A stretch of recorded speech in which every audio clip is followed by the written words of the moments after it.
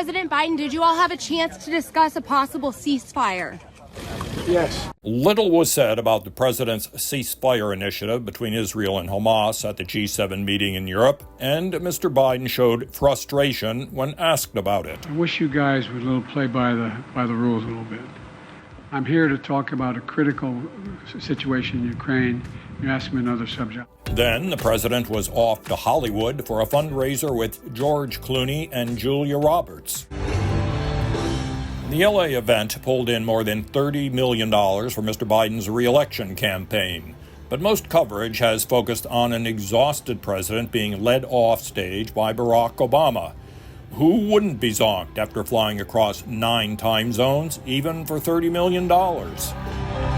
By now, the Biden cognition issue is baked into the electorate's decision tree. Even G7 leaders were asked about it. Prime Minister, how would you describe President Biden's mental acuity in your meeting?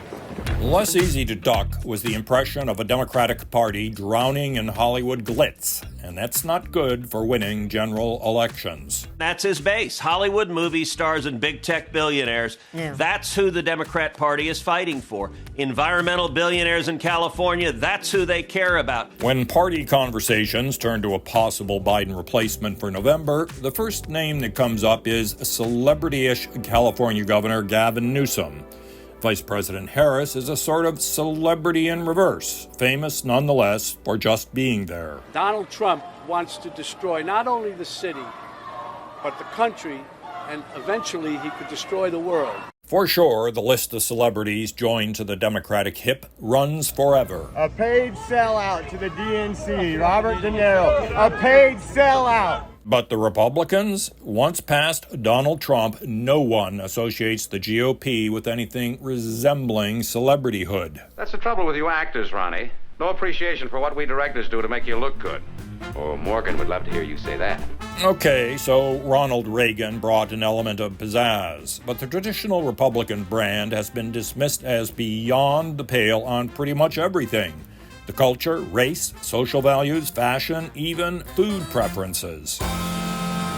Justice Alito is an insurrectionist sympathizer, joined by his right-wing buddy, Clarence Thomas. The assaults on Supreme Court Justices Samuel Alito and Clarence Thomas may be about legal outcomes. The legacy of the Roberts Court will be one of unchecked corruption. But make no mistake, these attacks originate in the belief that they just aren't our kind of people. The dogma lives loudly within you. Amy Coney Barrett's confirmation hearing made that clear. He's been convicted of 34 felonies, found liable for sexual assault, and he committed financial fraud.